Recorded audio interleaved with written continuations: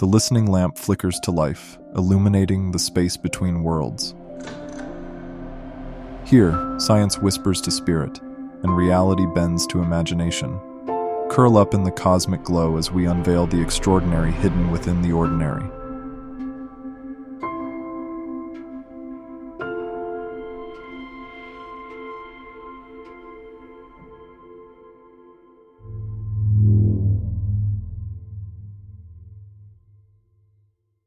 The Library, a short story written by Rob Corrigan, narrated by Emma Taylor. Sarah's eyes fluttered open, her vision blurry and unfocused. The last thing she remembered was the glare of oncoming headlights, the sickening crunch of metal, and then nothing. Now, as her senses slowly returned, she found herself lying on a cool, smooth surface that felt nothing like the asphalt she expected. Blinking rapidly, Sarah pushed herself up to a sitting position. Gone was the twisted wreckage of her car, the shattered glass, the acrid smell of burnt rubber. Instead, she found herself in a vast, cavernous space that seemed to stretch endlessly in all directions.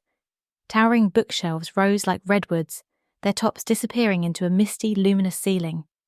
The air was thick with the musty scent of old paper and leather bindings. "Hello," Sarah called out, her voice barely above a whisper. It felt wrong to speak loudly here, as if she might disturb something ancient and profound. Her words seemed to be swallowed by the vastness, eliciting no echo. Shakily, she got to her feet. Where was she? A library? But no library she'd ever seen looked like this. The shelves seemed to twist and bend in impossible ways, defying the laws of physics. As she watched, the passages between the shelves appeared to shift and rearrange themselves. "This isn't real," Sarah muttered, rubbing her eyes. "I must be dreaming. Or in a coma. That's it. I'm in the hospital, and this is some weird coma dream." But even as she said it, a sinking feeling in her stomach told her this was no dream. Everything felt too vivid, too present. She pinched herself hard, but nothing changed. The library remained, vast and silent around her. As the reality of her situation began to sink in, flashes of memory assaulted her.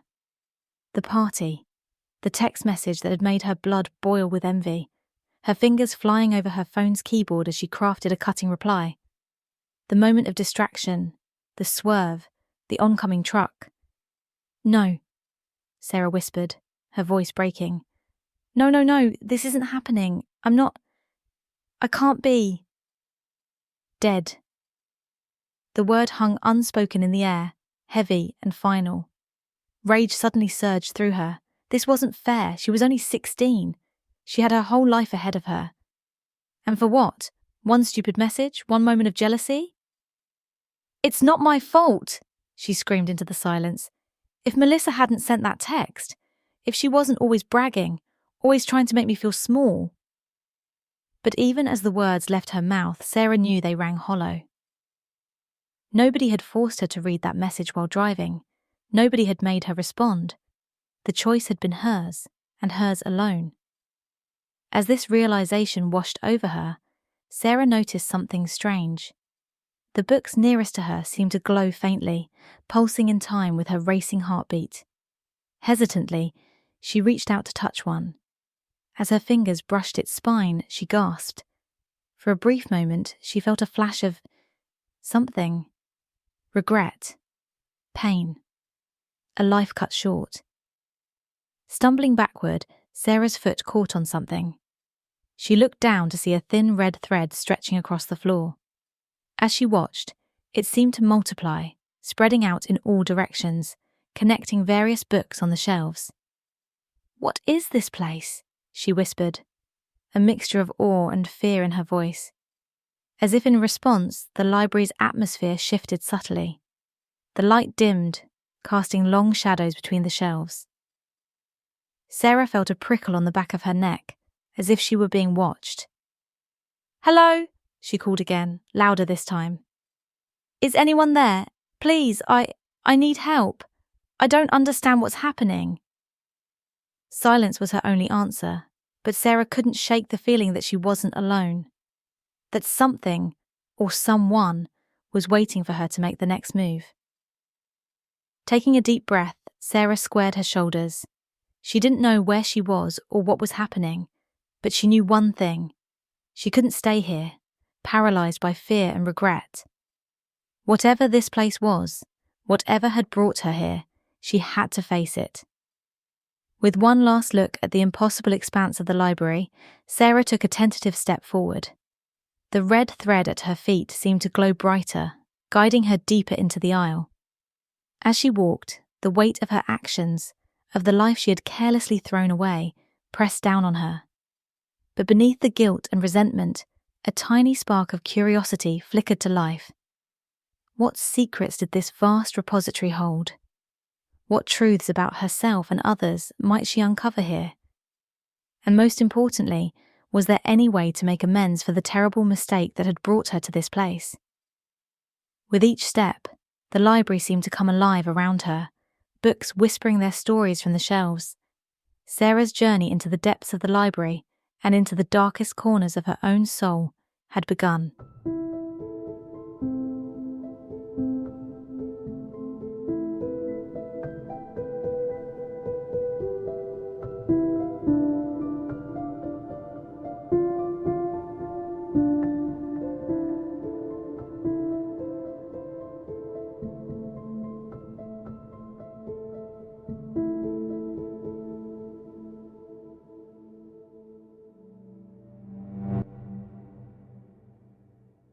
Sarah had lost track of time as she wandered the endless aisles of the library. Each book she touched sparked flashes of lives lived, joys experienced, and sorrows endured. It was overwhelming, exhilarating, and terrifying all at once. "Fascinating, isn't it?" a voice said from behind her, calm and melodious. Sarah spun around, her heart racing. Where there had been nothing but bookshelves a moment ago, there now stood a figure. They were tall and slender, with features that seemed to shift subtly, never quite settling into a definable age or gender. Their eyes, however, were striking. Deep and ancient, filled with a wisdom that made Sarah feel like a child all over again. "Who are you?" Sarah asked, fighting to keep her voice steady. "What is this place?" The figure smiled, a gentle expression that somehow conveyed both warmth and an underlying sadness. "I am the librarian," they said, their voice resonating with the same timeless quality as their eyes. "And this, as you might have guessed, is the library." Sarah's analytical mind kicked into gear, grasping for understanding. "But I died, didn't I? Is this some kind of afterlife?" The librarian's smile widened slightly. "Always the thinker, seeking to categorize and understand. Yes, Sarah, you died. But death, as you're beginning to see, is not an ending. It's a transition." "A transition to what?" Sarah pressed, gesturing at the endless shelves surrounding them. "What is all this?" The librarian began to walk, and Sarah found herself falling into step beside them. As they moved, the library seemed to shift around them, aisles rearranging themselves in impossible ways. "This is the sum of human experience, Sarah," the librarian explained. "Every life that has ever been lived, every story ever told, every moment of joy, sorrow, triumph, and defeat. It's all here waiting to be read." Sarah's mind reeled, struggling to comprehend the magnitude of what the librarian was saying. "But why am I here? What am I supposed to do?" The librarian stopped, turning to face Sarah. Their expression was serious now, challenging. "You're here to read, Sarah, to experience, to understand." "Understand what?" Sarah asked, a hint of her old frustration creeping into her voice. "Everything," the librarian said simply. "You must read every book that calls to you, Sarah. Only then can you move on to what comes next." Sarah's eyes widened in disbelief. She looked around at the countless shelves, the millions, billions of books surrounding her. "That's impossible," she protested. "It would take forever." The librarian's eyes twinkled with a hint of amusement. Forever is a concept that holds little meaning here, Sarah. Time flows differently in the library. As Sarah tried to process this, the librarian's demeanour shifted, becoming softer, more nurturing. I know it seems overwhelming, but think of the opportunity before you, to understand every perspective, to experience lives beyond your own. Isn't that what you've always wanted? To truly understand? Sarah felt a conflicting mix of emotions. Excitement at the prospect of such knowledge, fear at the enormity of the task, and a nagging sense of unworthiness. I don't know if I can do this, she admitted, her voice small. The librarian's expression shifted again, this time firm and unyielding. You can. And you must, Sarah. It's the only way forward. Or do you believe yourself above the experiences of others? Too important to walk in the shoes of those you once judged? Sarah recoiled as if slapped, recognizing her own critical nature reflected back at her. She opened her mouth to protest, but the librarian's face had already softened again. Every book, every life, has value, they said gently. Trust your instincts, but be prepared to have them challenged. You have much to learn, Sarah, and much to unlearn as well. With those words, the librarian began to walk away, disappearing between the towering shelves. Wait, Sarah called out. I have so many questions. The librarian's voice echoed back to her, seeming to come from everywhere and nowhere at once. The answers you seek are in the books, Sarah. Read, experience, understand. I'll be here when you need me. Or perhaps, when you need to face yourself. And then Sarah was alone once more, surrounded by countless lives waiting to be lived. She took a deep breath, steeling herself for the journey ahead. With a mixture of trepidation and anticipation, she reached for the nearest book, ready to begin her extraordinary odyssey of discovery, empathy, and self-realization.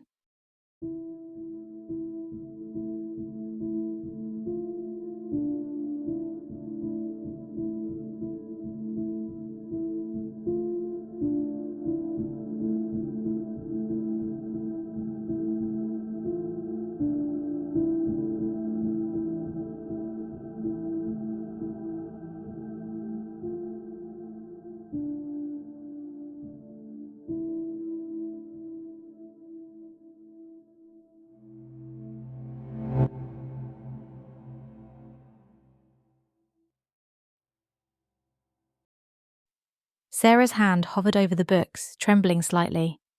After the librarian's departure, the vastness of her task weighed heavily upon her. Which life should she explore first? As if in answer, a book to her left seemed to glow faintly. Taking a deep breath, Sarah pulled it from the shelf. The moment her fingers touched the cover, the library around her dissolved. Suddenly, she was standing on a busy street corner, the afternoon sun warm on her face. But she wasn't herself. She was looking through someone else's eyes, feeling their thoughts and emotions. A woman in her 40s, hurrying home from work. Sarah, no. The woman checked her watch impatiently. And then she heard it, the screech of tires, the sickening crunch of metal.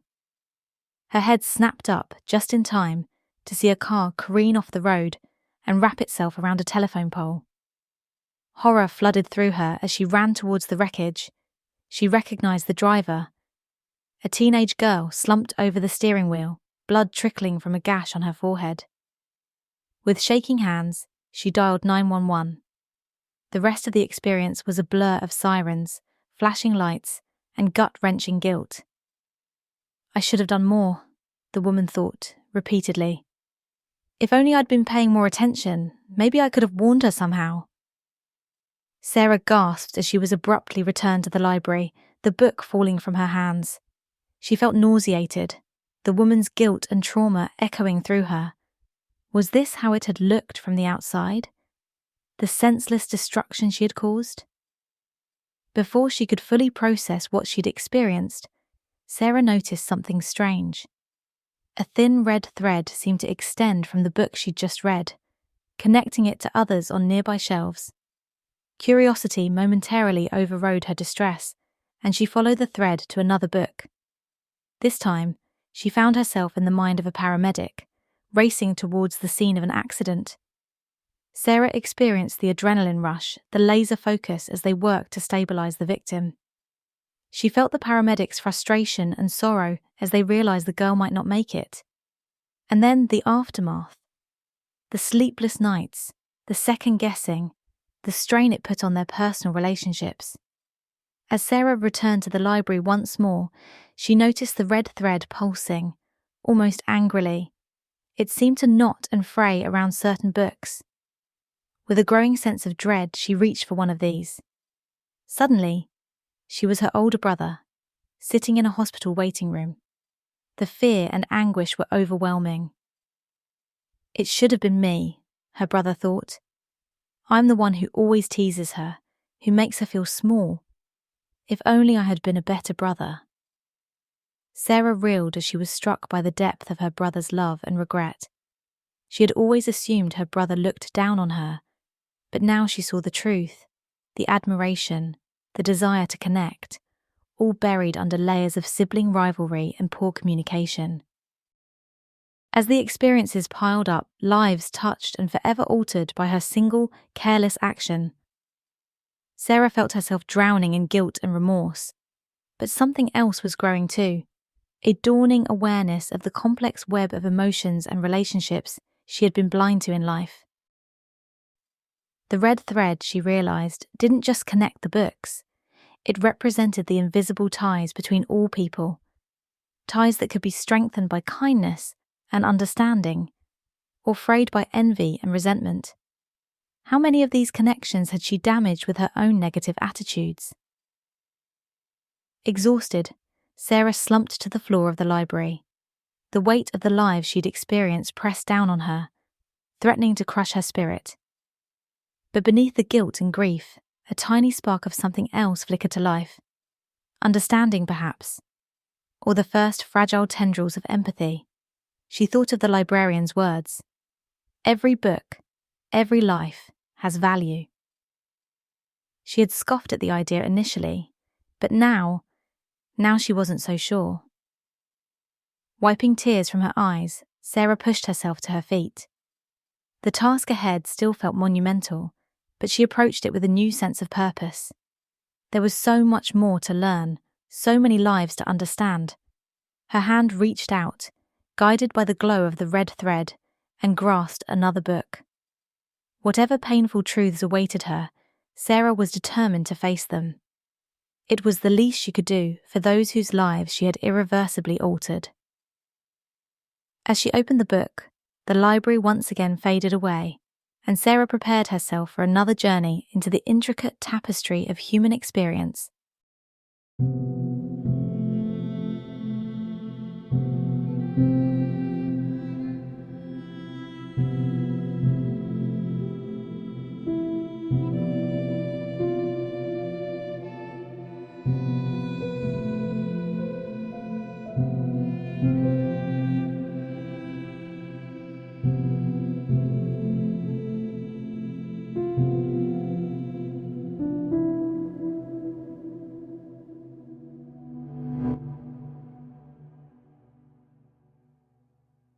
Sarah's fingers trembled as she approached a cluster of books that seemed to glow with a particular intensity. The red thread connecting them appeared slightly tangled, pulsing with an urgent energy. She approached with a mixture of curiosity and apprehension, sensing that these books held a special significance. Her hand reached out, almost of its own accord, and settled on a worn, glittery-covered book. With a start, Sarah recognized it as belonging to Melissa, the classmate she had been texting when the accident occurred. Bracing herself, she opened the book. Instantly, she was plunged into Melissa's life. The rush of experiences was dizzying, the pressure of maintaining a perfect image, the exhaustion of always being on, the crushing weight of others' expectations. Sarah felt the ache of Melissa's hidden insecurities, the constant fear of not being good enough. But what shocked Sarah most was discovering Melissa's genuine admiration for her. I wish I could be as smart as Sarah, Melissa's thoughts echoed. She doesn't even have to try, and everyone respects her. I'm just empty, inside. Emerging from Melissa's book, Sarah's chest tightened with guilt. The red thread around this volume twisted and knotted, mirroring her emotional turmoil. Seeking respite, Sarah turned to another book, this one belonging to Alex, a classmate she'd always dismissed as lazy. As she read, she lived through Alex's struggles with an undiagnosed learning disability, felt the crushing weight of a difficult home life, and experienced the despair of trying so hard yet always falling short. Shame washed over Sarah as she realised how quick she'd been to judge, how easily she'd dismissed others' struggles. The red thread pulsed strongly, connecting Alex's book to countless others, showing the far-reaching influence of compassion, or its absence. With growing unease, Sarah turned to a small battered book she recognised as belonging to Miss Thompson, the strict English teacher she'd often resented. As she read, she felt the bone-deep exhaustion of staying up until 3 a.m. grading papers, the frustration of trying to inspire uninterested students, and the personal sacrifices made in dedication to teaching. Sarah's heart clenched as she felt Miss Thompson's unexpected pride in her writing. If only Sarah knew how much potential she has, Miss Thompson's thoughts echoed. Tears streamed down Sarah's face as she confronted the complexity she had failed to see, the humanity she had overlooked in those she deemed too harsh or demanding. The red thread wove intricate patterns around these books, revealing unexpected connections and unrealized potential. Wiping her eyes, Sarah reached for a book she had been subconsciously avoiding, her brother's. As she read, she felt the suffocating pressure of being the perfect child, the loneliness of always being held up as an example, and the deep, secret desire to connect with Sarah. I wish she knew how much I admire her spirit, her brother's thoughts whispered. I wish I knew how to bridge this gap between us. Overwhelmed, Sarah stepped back from the shelves. Her mind reeled as she confronted her tendency to make snap judgments, to hold on to first impressions without seeking deeper understanding. She recognized how her own insecurities had colored her perceptions, how fear of inadequacy had led her to be overly critical of others. The red thread around her pulsed erratically, reflecting her inner turmoil. As she stood there, grappling with these realizations, Sarah's eyes fell on her own book. With trembling hands, she opened it, seeing herself through the eyes of others for the first time. She felt the hurt of those she had dismissed, the confusion of those who had tried to connect with her but were pushed away. She saw how her silent judgments and barely concealed envy had created a barrier between her and others, how her fear of vulnerability had prevented genuine connections. Sarah sank to the floor, her own book clutched to her chest as emotions overwhelmed her. The gap between her self-image and the reality of her actions yawned before her like a chasm. She wept, mourning the opportunities she had missed, the connections she had failed to make, the kindness she had withheld. For a long time, Sarah sat there, surrounded by the books of lives she had misjudged, confronting the flaws she had denied. The red thread, though tangled, began to glow brighter, pulsing with a steady, strong light. As her tears subsided, Sarah felt a new resolve growing within her. She stood up, placing her own book back on the shelf with newfound humility. Looking out at the endless library before her, she made a silent promise to approach each subsequent read with more empathy and open-mindedness. The weight of her realizations was heavy, but alongside it grew a sense of hope. Sarah understood that confronting her biases was just the beginning. She had much to learn, much to improve, but for the first time she felt truly ready to grow. With a deep breath, Sarah reached for the next book, ready to continue her journey through the library with new eyes and an open heart. The red thread, stronger now despite its tangles, seemed to glow with approval as it guided her forward.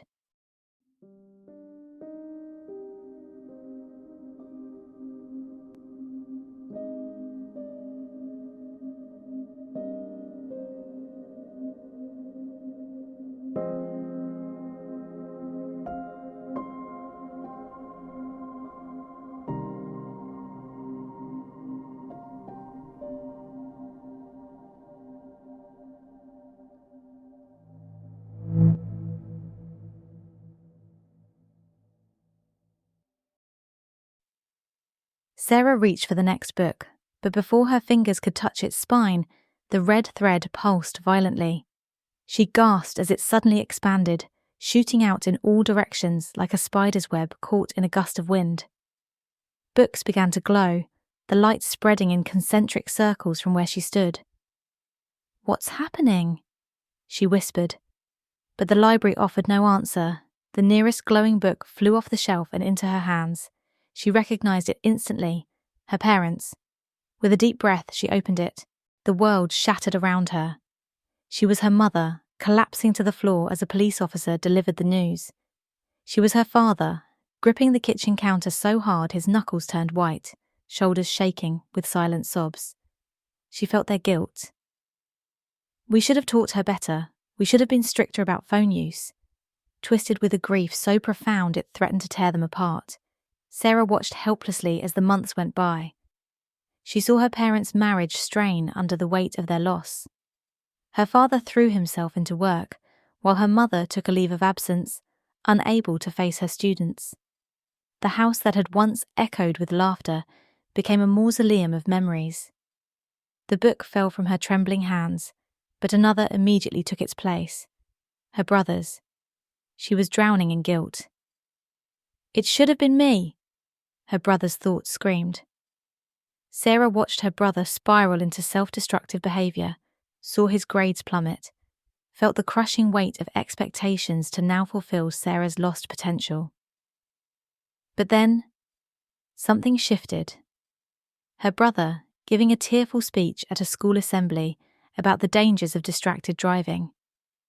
The pain was still there, but alongside it, a steely determination. "I couldn't save my sister," her brother thought, "but maybe I can save someone else." Tears streamed down Sarah's face as the book closed. "I'm sorry," she whispered.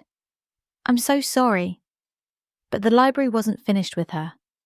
Books flew at her in rapid succession, each one a life irrevocably changed by her single, careless action.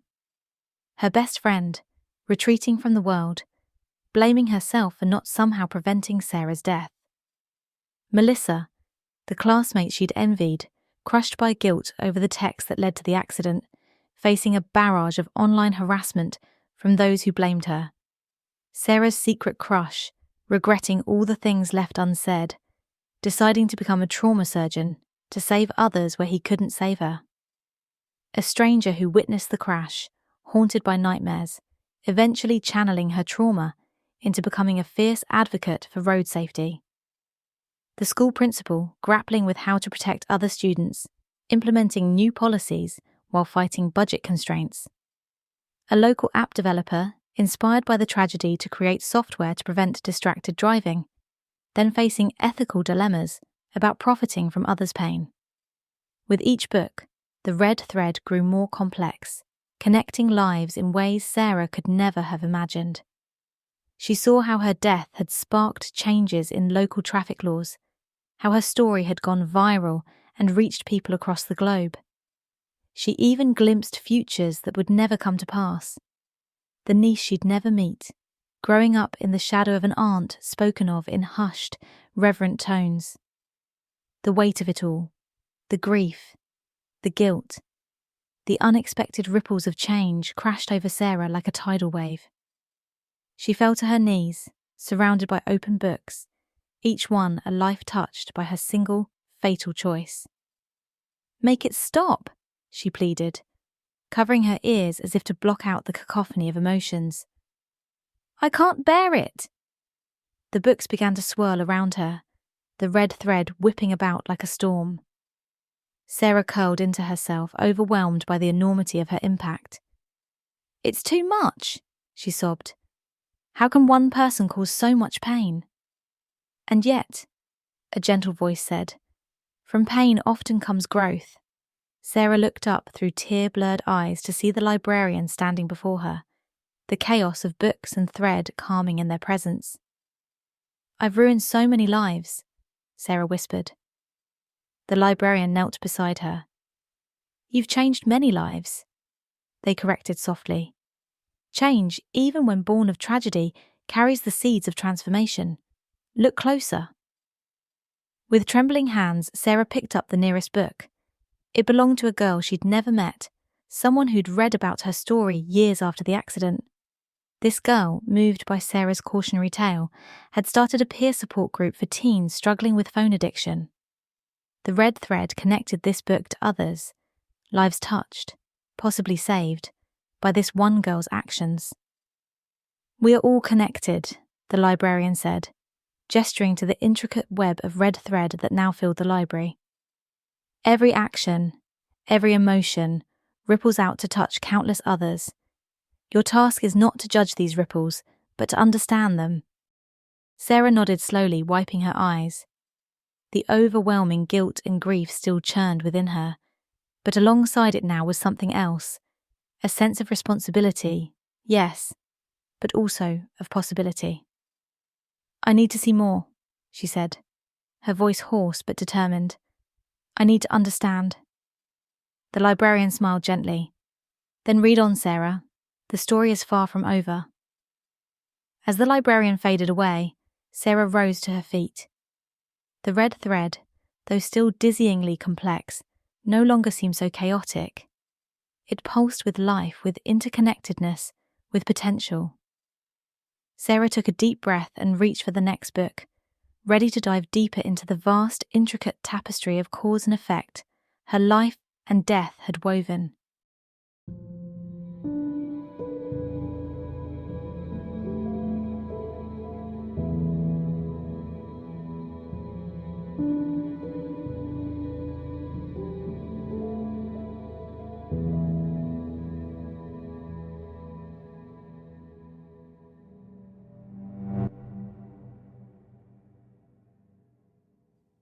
Sarah's footsteps echoed softly as she approached a secluded alcove tucked away in a corner of the vast library. Here, a small cluster of books emanated a warm, intimate glow, the red thread pulsing around them with an intensity that made her heart ache. She knew, without being told, that these books belonged to those closest to her in life. With trembling hands, Sarah reached for the first book, her mother's. She hesitated, suddenly afraid of what she might find. Taking a deep breath, she opened it. Immediately, Sarah was engulfed in a whirlwind of emotions and memories. She felt her mother's fierce, often unexpressed love, but also the weight of sacrificed dreams. She saw her mother declining a promotion to spend more time at home, felt the silent battles with depression that her mum had hidden behind a cheerful facade. "I hope Sarah knows how proud I am of her," her mother's thoughts echoed. "I wish I knew how to tell her without sounding overbearing." Tears streamed down Sarah's face as she realised how many opportunities for connection she had missed, too wrapped up in her own insecurities to notice her mother's struggles. The red thread glowed with a warm, maternal light as Sarah reluctantly closed the book.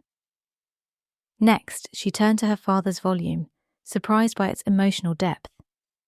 She discovered his battles with imposter syndrome at work, his regret over the emotional distance he'd allowed to grow between them. She felt his quiet pride in her accomplishments, his tentative plans for father-daughter hiking trips that would now never happen. "I should tell Sarah how much she means to me," his thoughts whispered. "Tomorrow. I'll do it tomorrow." But tomorrow had never come. The red thread vibrated with unspoken emotions as Sarah set the book aside, her heart heavy with the weight of words left unsaid. She reached for her brother's book again, diving deeper this time. She uncovered a complex tangle of admiration and jealousy, a deep-seated desire for a closer bond. Sarah relived shared memories from her brother's perspective, seeing herself through new eyes. "I wish Sarah could see herself the way I see her," her brother's thoughts rang out. "Her unlimited potential. Maybe then she'd understand why I push her so hard." The red thread intertwined with strands of rivalry and love, painting a picture of a relationship far more nuanced than Sarah had ever realised. Her best friend's book revealed hidden depths that left Sarah reeling. She experienced her friend's struggle with sexual identity, the fear of abandonment masked by humour, the countless times her friend had wanted to confide in her but held back, afraid of judgment. I hope Sarah and I are still best friends when we're old and grey, her friend's thoughts echoed. I can't imagine life without her. The red thread pulsed with loyalty and missed confidences, each beat a reminder of a future they would never share. With a mix of anticipation and dread, Sarah opened the book of her secret crush. The bittersweet discovery of requited feelings washed over her. She relived moments when he had almost confessed, moments she had been obliviously unaware of at the time. Maybe at prom, his thoughts whispered. I'll tell her how I feel at prom. The red thread shimmered with potential unfulfilled dreams that would remain forever unrealized. Her favourite teacher's book surprised her with the depth of investment in Sarah's future. She felt the late nights spent reviewing Sarah's work, the personal sacrifices made for students. She saw herself through her teacher's eyes, full of potential, capable of changing the world. Sarah could go so far, her teacher mused. I can't wait to see what she accomplishes. The red thread glowed with inspiration and guidance, a beacon of what might have been. Unexpectedly, Sarah found herself drawn to a small, unassuming book. Opening it, she was flooded with simple, pure emotions. It belonged to her family's cat. She experienced the world through her pet's eyes, felt the unconditional love and joy her presence had brought. She saw how the cat had sensed the family's moods, offering comfort in ways they had never fully appreciated, endlessly watching from a window until she arrived home from school. Sarah home! Sarah home!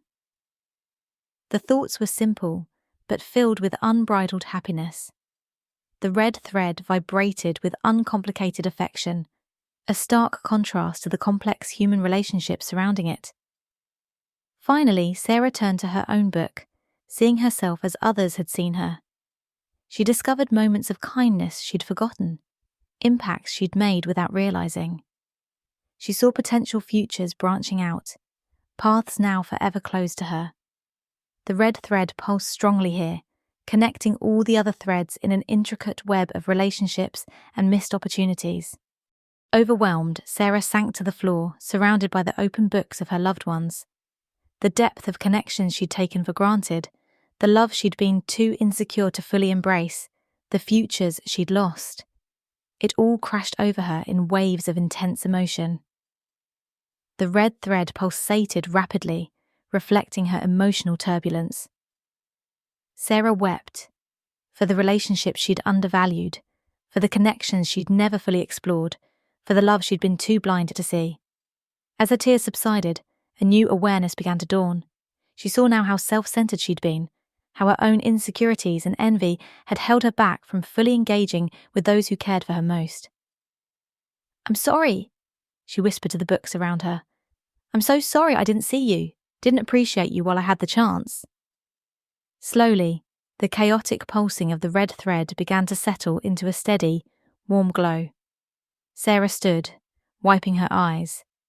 The pain of what she'd lost was still there, a dull ache in her chest, but alongside it grew a fierce determination. She couldn't change the past, couldn't reclaim the moments and connections she'd missed, but she could honour these relationships, could carry the lessons they'd taught her into whatever came next. With a deep breath, Sarah gently closed each book, thanking it silently for its revelations. As she prepared to leave the alcove, she paused, looking back at the glowing volumes that represented the love she had left behind. I'll do better, she promised. Whatever comes next, I'll remember, I'll understand.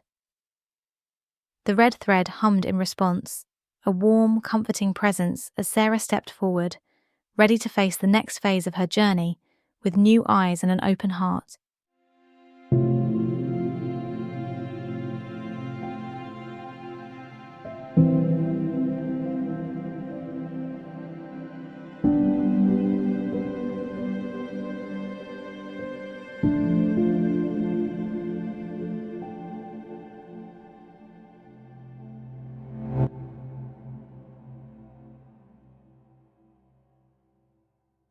Sarah stood before a pedestal in the heart of the library, her own book pulsing with an otherworldly glow. The red thread surrounding it writhed like a living thing, reaching out to connect with countless other volumes.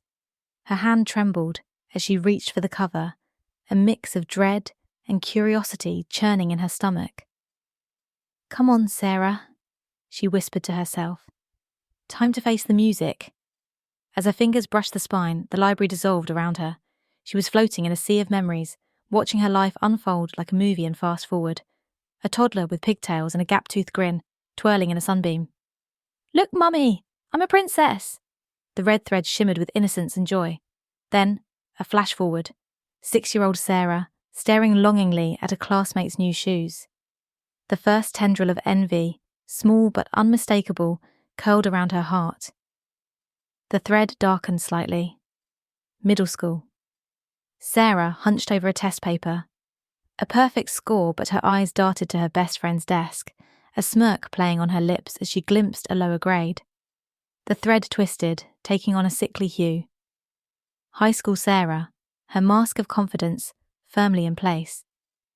"Nice try," she said, her voice dripping with false sweetness as a classmate stumbled through a presentation.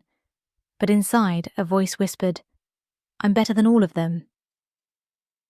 The thread constricted, pulsing an angry red. Sarah watched in horror as instance after instance of jealousy, judgment, and missed connections played out before her. She saw herself pushing away a sincere compliment, too wrapped up in her own insecurities to recognize genuine kindness. She cringed as she relived moments of pettiness, of silent gloating over others' failures. "Stop," she pleaded. But the memories kept coming. She saw the gradual hardening of her heart, the slow poison of unchecked envy corroding her character. What had started as harmless comparison had grown into a monster that coloured every interaction, every relationship. The red thread wove through it all, connecting her actions to the hurt she caused others, showing her the opportunities for growth and genuine happiness she had blindly walked past. Then came the day of the accident. Sarah felt sick as she watched herself read Melissa's text, saw the toxic brew of emotions that flashed across her face. Envy, resentment, a perverse satisfaction at finding a flaw in her perfect classmate. "I'll show her," memory Sarah thought, fingers flying over her phone's keyboard. "I'll put her in her place." "No!" Sarah screamed, but she was a powerless observer as her past self looked up from the phone a split second too late, as the car swerved, as the world ended in a screech of tyres and shattering glass. The red thread exploded outward, connecting to hundreds, thousands of other books. Sarah saw the ripples of her death spreading. Her parents' grief, her brother's guilt, Melissa's spiral into depression. But she also saw unexpected outcomes, a classmate inspired to become a counsellor, a distracted driving awareness campaign that saved lives, a scholarship founded in her memory. "All of this," Sarah whispered, "from my life and my death." As the visions faded, Sarah found herself back in the library, her book open in her hands. Tears streamed down her face as the full weight of her journey settled upon her. "I was so blind," she said to the empty air, "so caught up in my own little world that I couldn't see the beauty around me, the connections I was severing with every judgmental thought." The red thread pulsed, as if in response to her words. It no longer seemed angry or accusing, but rather expectant, waiting. Sarah took a deep breath, squaring her shoulders. "I see it now," she said, her voice growing stronger. "I can't change what I did, but I can learn from it. I can grow." As she spoke, the thread began to glow, transforming from a deep red to a warm golden light. It spread out from her book, connecting with every volume she had read, every life she had touched. For the first time, Sarah saw her place in the vast tapestry of human experience. Flawed, yes, but also integral, connected, important. "I'm sorry," she said, running her fingers along the shimmering thread. "And thank you for showing me the truth, even though it hurt, for giving me the chance to understand." As if in response, the library seemed to sigh around her, the shelves creaking gently. The light emanating from the thread grew brighter, illuminating countless books Sarah hadn't even noticed before. She understood then that her journey was far from over. There was still so much to learn, so many lives to understand. Sarah closed her book gently, placing it back on the pedestal. But now, instead of looming over her, it stood as a testament to growth, to the possibility of change. "All right," she said, a small smile playing on her lips as she turned to face the endless shelves. "What's next?" The golden thread pulsed once, twice, then shot out into the depths of the library. Sarah, her heart lighter than it had been since she arrived in this impossible place, followed it into the unknown, ready to face whatever lessons awaited her. As she walked, she could have sworn she heard the librarian's voice, soft and approving. "Well done, Sarah. Well done indeed."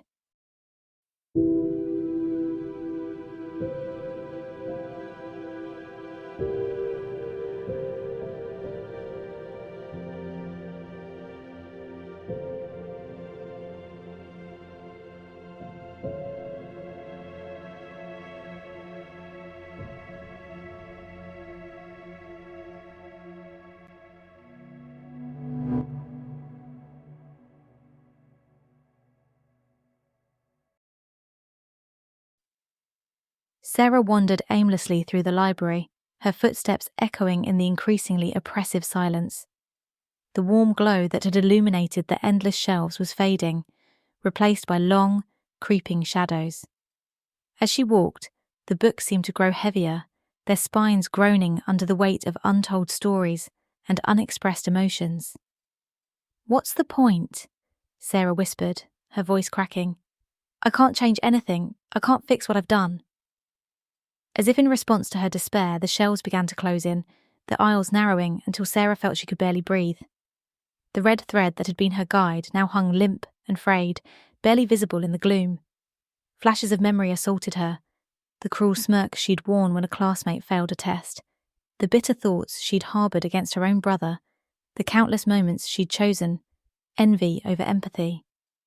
Each recollection was a dagger to her heart, the accumulated guilt threatening to crush her. "I'm sorry," she sobbed to the uncaring darkness. "I'm so sorry for everything." But sorry wasn't enough. Sorry couldn't undo the hurt she'd caused, couldn't bring back the life she'd carelessly thrown away. As Sarah stumbled forward, she found herself in a section of the library she'd never seen before. Here, the books were blank, their pages empty, their stories forgotten. She ran her fingers along their spines, feeling a strange allure in their nothingness. "Maybe this is the answer," she murmured. "Maybe I should just fade away, become nothing. It's no less than I deserve." The thought had barely formed when the library erupted into chaos. Books flew from their shelves, swirling around her in a tempest of paper and binding. Voices echoed from their pages, a cacophony of lives touched by her actions. "Why didn't you help me?" cried one voice. "I looked up to you," accused another. "I never knew you cared," whispered a third, filled with regret. Sarah fell to her knees, covering her ears, but the voices penetrated her very soul. "Stop!" she screamed. "Please, just stop!" Suddenly, silence fell. The books hung suspended in the air, and through the eye of the literary storm stepped the librarian. Their form was more solid now, their expression stern and unyielding. "Is this what you want, Sarah?" the librarian asked, their voice echoing in the stillness. "To run away? To hide from the truth of who you were?" I don't know," Sarah whispered, tears streaming down her face. "It hurts too much." "Growth often does," the librarian replied. With a wave of their hand, scenes from Sarah's life materialized around them. Sarah watched herself through the years, saw every petty jealousy, every unkind thought play out in vivid detail. "Tell me, Sarah," the librarian pressed, "why did the success of others frighten you so?" Sarah opened her mouth to defend herself, to justify her actions, but the words crumbled to dust on her tongue. She saw now, with aching clarity, the root of her envy, the deep-seated fear that she wasn't enough, would never be enough. "I was afraid," she admitted, her voice barely audible. "Afraid that if others succeeded, it meant I was failing. I thought tearing them down would build me up." The librarian nodded, then gestured. A mirror appeared before Sarah, but the reflection it showed wasn't her teenage self. Instead, she saw herself as she truly was, a swirling mix of light and shadow, potential and flaw, strength and vulnerability. "This is you, Sarah," the librarian said softly. "All of you. The girl who could be cruel, yes, but also the one who had the capacity for great kindness. The one who felt deeply, even if she didn't always show it." Sarah stared at her reflection, torn between self-loathing and a tiny, flickering spark of self-acceptance. "But it doesn't matter now, does it?" she said bitterly. "I'm dead. I'll never have the chance to be better, to make things right." The librarian's expression softened slightly. "Death is final for the body, yes. But the impact of a life? That ripples on through time, touching countless others. Your story isn't over, Sarah. It simply entered a new chapter." With another wave of their hand, the librarian showed Sarah glimpses of a world moved on without her. Friends graduating, her brother healing and growing, lives continuing in her absence. The ache of lost opportunities, of paths never taken, hit Sarah like a physical blow. "Your spoken words and actions shaped these stories," the librarian said. "But so too did your unspoken thoughts, your inner world that you thought touched no one but yourself." Sarah saw then how her inner negativity had affected those around her, how the walls she'd built had kept out love as much as hurt. The weight of this revelation brought her once more to her knees. "I can't," she sobbed. "I can't bear it. It's too much." The library reflected her turmoil, books flying in a frenzied whirlwind, the red thread tangling itself into impossible knots. The librarians stood immovable in the chaos, their gaze never leaving Sarah. "You can," they said firmly. "You must. This is your journey, Sarah. Your growth. Will you embrace it, with all its pain and possibility? Or will you choose oblivion, fading away into the blank books, your story unfinished?" Sarah knelt there at the eye of the storm she had created, teetering on the edge of an abyss. It would be so easy to let go, to dissolve into nothingness. And yet, something deep within her, some last bastion of stubborn hope, refused to be extinguished. Sarah looked up at the librarian, then at the swirling chaos of the library around her. Slowly, painfully, she pushed herself to her feet. "I choose," she began, her voice gaining strength with each word. "I choose to continue, to learn, to grow." As she spoke, the frantic swirling of the books began to slow, the oppressive darkness lightened, just a fraction, and the red thread, which had been so frayed and dim, pulsed once with a faint but unmistakable glow. The librarian's stern expression softened into something almost like pride. "And so, your story continues," they said softly. "The path ahead will not be easy, Sarah, but you will not walk it alone." As the librarian faded from view, Sarah stood straighter, facing the vastness of the library with newfound determination. The weight of her past remained heavy on her shoulders, but now it drove her forward instead of crushing her down. One step at a time, Sarah began to walk, ready to face whatever lessons awaited her in the endless shelves. The journey through her dark night of the soul had left her battered and raw, but also, somehow, stronger, more real.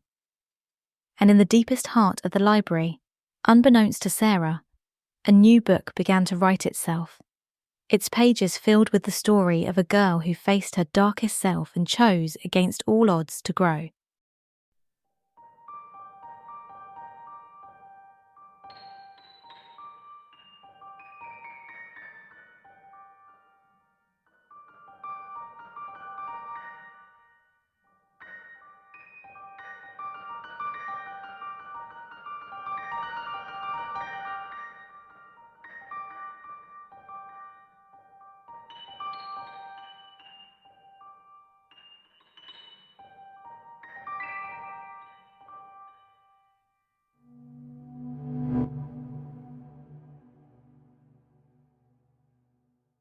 As Sarah stepped forward, the oppressive darkness that had engulfed her began to recede. The library seemed to exhale, shelves straightening and aisles widening. A soft, warm light emanated from the books themselves, as if responding to her newfound resolve. The red thread, which had been so frayed and dim, pulsed with renewed vigour. It tugged gently at Sarah's wrist, leading her towards a section of the library she hadn't noticed before. Here, the books seemed newer, their spines straight and unblemished. "The Book of Second Chances," Sarah read aloud, her fingers tracing the gilded letters of the first volume she encountered. As she opened it, she was immediately immersed in a whirlwind of experiences, lives transformed in the wake of failure, redemption found in the darkest moments, growth sprouting from the soil of mistakes. Sarah emerged from the book with tears in her eyes, but for the first time since entering the library, they were tears of hope. "Maybe," she whispered, "maybe it's not too late for me either." The red thread tugged again, this time leading her to a book that seemed to be made of mirrored glass. Sarah's reflection stared back at her, but as she looked closer, she saw not just her physical self, but the manifestation of her deepest insecurities and fears. "I'm afraid," her reflection whispered. "Afraid of not being enough, of being left behind, of being forgotten." Sarah reached out, her hand touching the cool surface of the mirror book. "I see you," she said softly. "I understand you. And I'm learning that it's okay to be afraid sometimes." As she spoke, the reflection smiled, the fear in its eyes softening. Sarah felt something loosen in her chest, a knot of tension she hadn't even realised she'd been carrying. The journey continued, each book offering new insights and challenges. In the Empathy Archive, Sarah lived 1,000 lives in the span of heartbeats, a refugee fleeing war, a single mother working 3 jobs, a child prodigy burdened by expectations. Each experience expanded her heart, stretching her capacity for understanding and compassion. When she encountered the books of those she had once envied, Sarah braced herself for the familiar sting of resentment. Instead, she found herself genuinely marvelling at their achievements, appreciating the hard work and dedication behind each success. "Congratulations," she said, sincerely to the image of Melissa, the classmate whose text had sparked her fatal decision. "You've accomplished so much. I wish I had told you how impressive you are when I had the chance." The friendship folio brought both joy and sorrow. Sarah experienced the depth of connection possible between people, the beauty of unconditional support and understanding.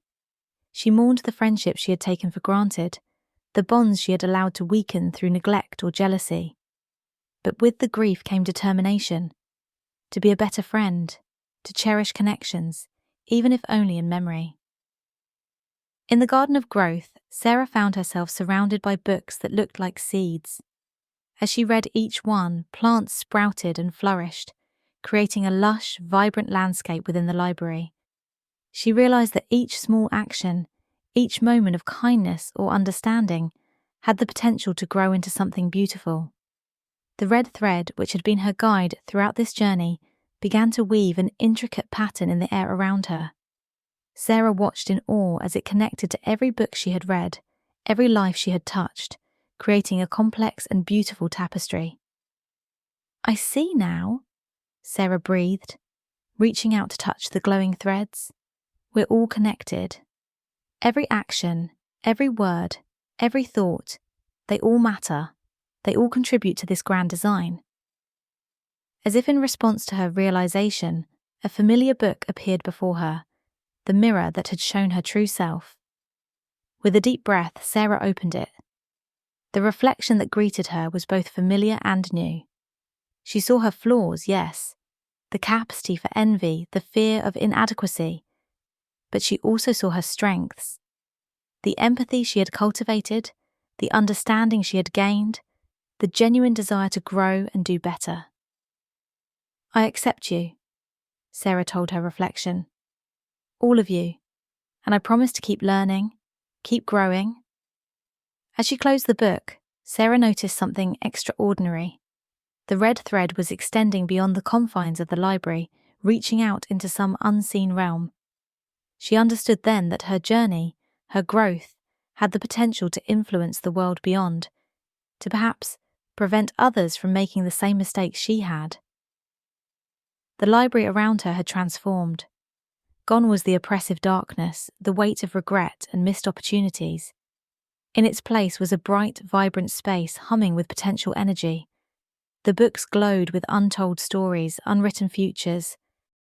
Sarah stood tall, filled with a sense of purpose she had never known in life. She couldn't change her past, but she could learn from it.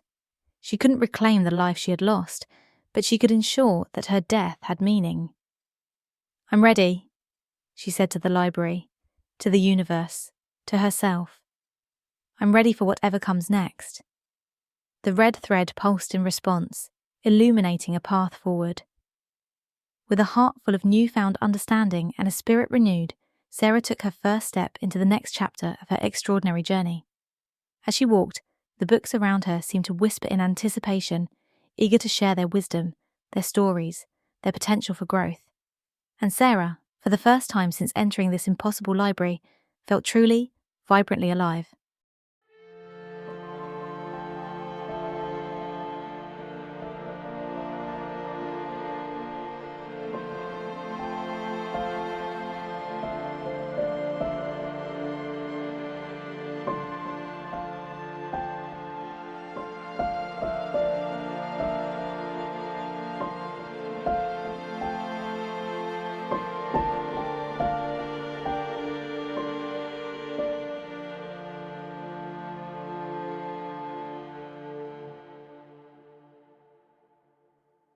Sarah's hand trembled as she reached for the pulsating book on the pedestal before her.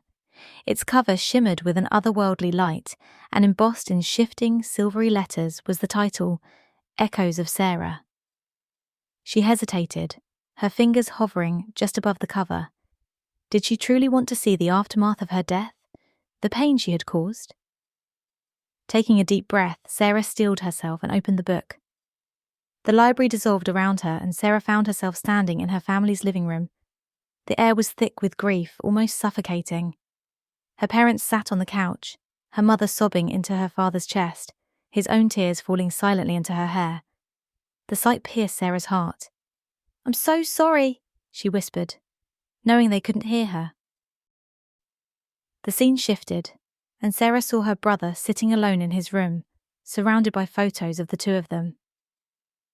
"It should have been me," her brother murmured, clutching a picture in his hands.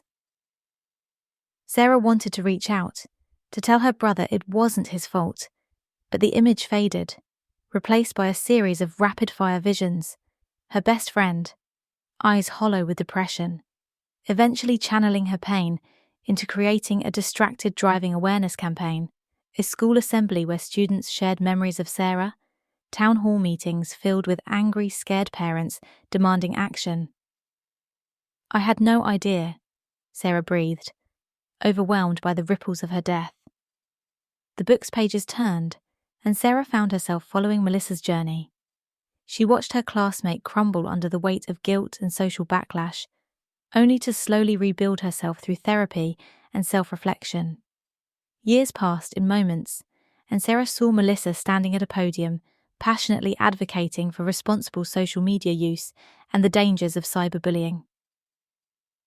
"You turned it into something positive," Sarah said, a mixture of pride and regret washing over her. "I wish I had known you better." More pages turned, more years passed. Sarah witnessed her parents throwing themselves into driving safety campaigns, her brother establishing a scholarship in her name.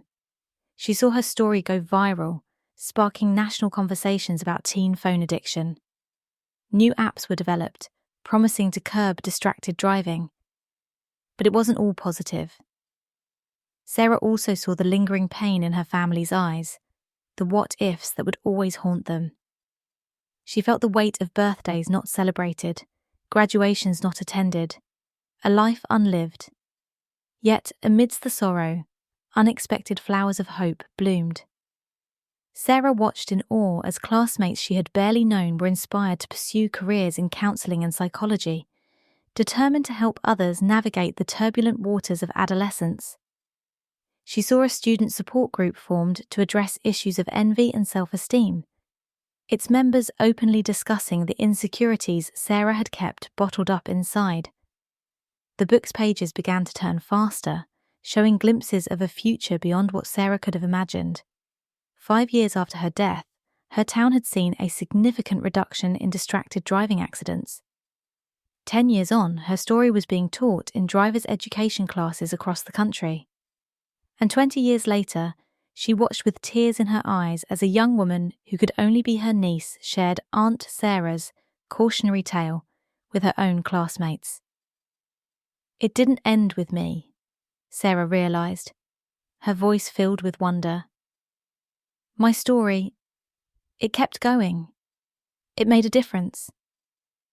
The red thread, which had been her constant companion throughout the library, began to pulse and grow. It extended from the book, reaching out into some unseen realm, connecting to countless lives Sarah would never know but had touched nonetheless. As the book began to close, Sarah caught glimpses of potential futures yet to unfold, lives that might be saved, connections that might be forged, all stemming from the ripples of her tragedy turned cautionary tale. Sarah stepped back from the book, her mind reeling. The weight of her death still pressed heavily upon her, the pain she had caused her loved ones a constant ache in her chest. But alongside it now was something else, a sense of purpose, a glimmer of meaning in the senseless tragedy. I can't change what happened, Sarah said softly, running her fingers along the book's spine.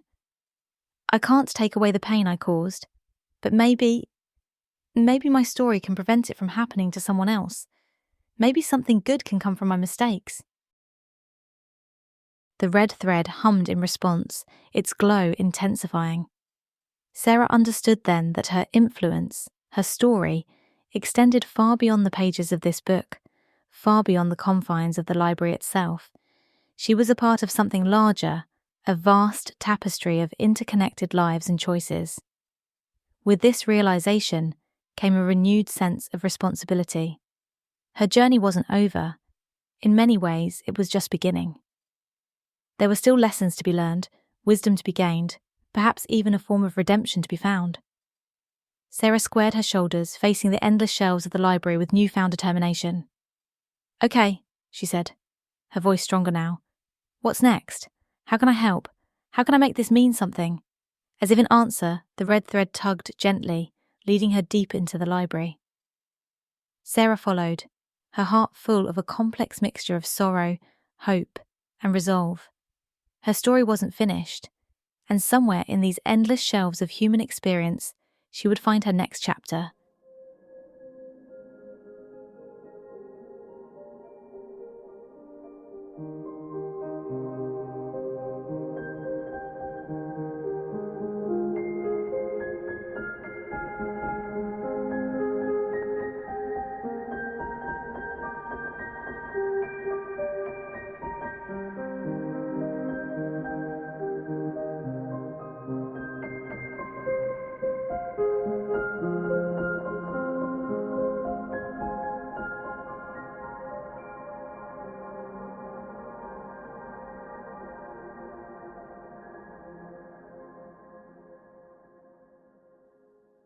Sarah stood in the heart of the library, surrounded by the soft glow of countless books.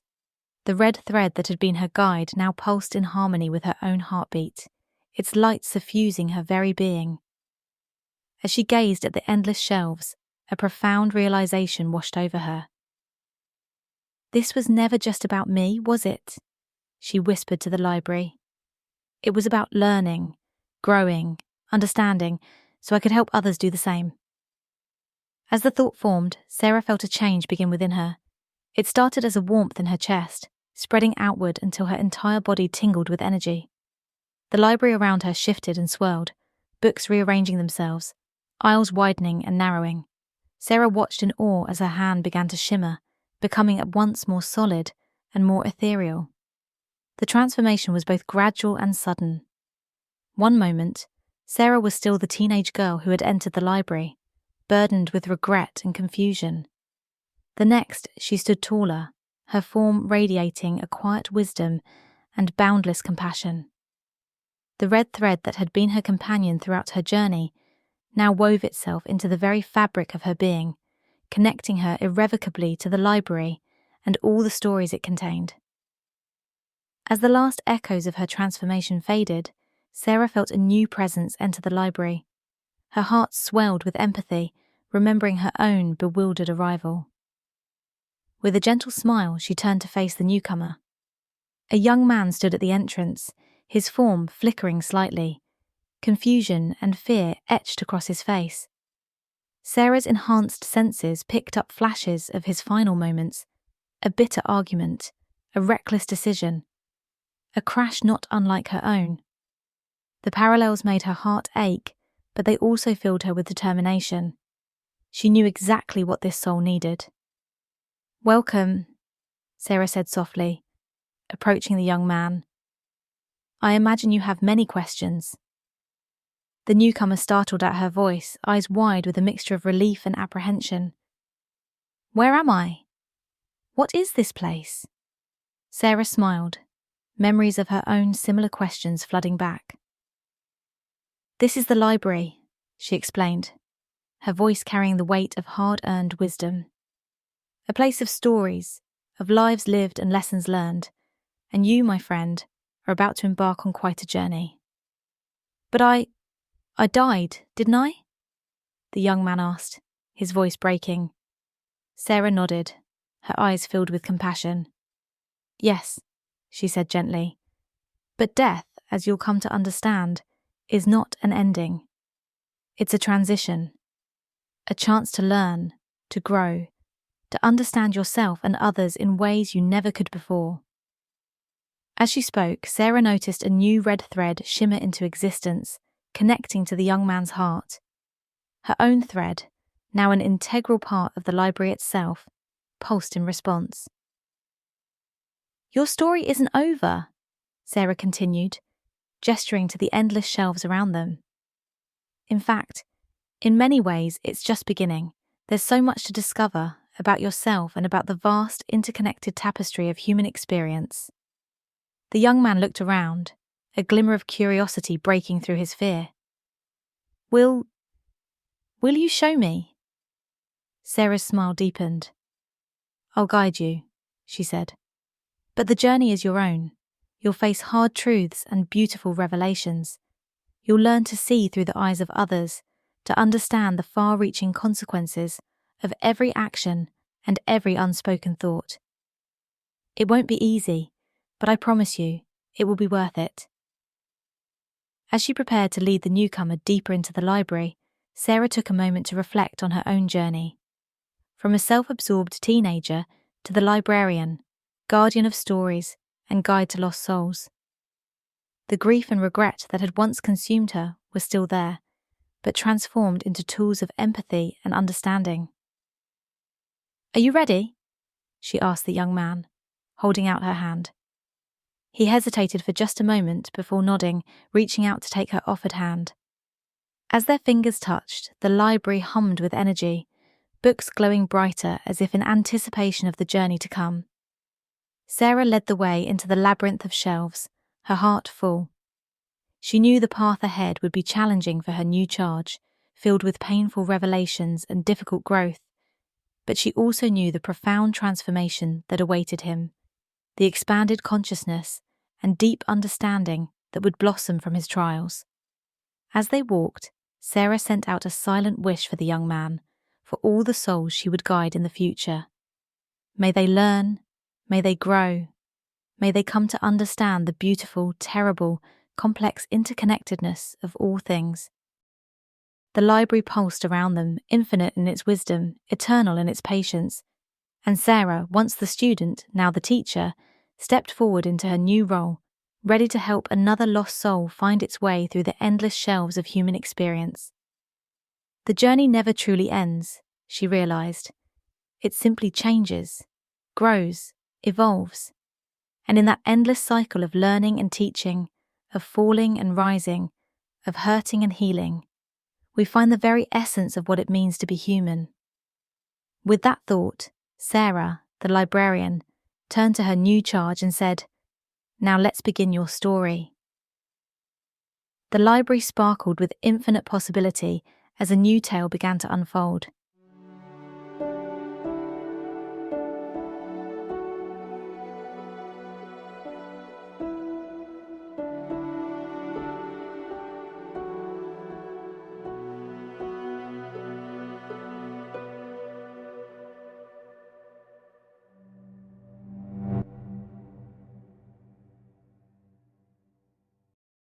Thank you for illuminating your imagination with the listening lamp. If our tale has sparked a light in your mind, we invite you to keep that flame burning. Subscribe to our podcast and join us again as we continue to explore the vast cosmos of human experience. Until next time, may your inner light guide you through the mysteries that await.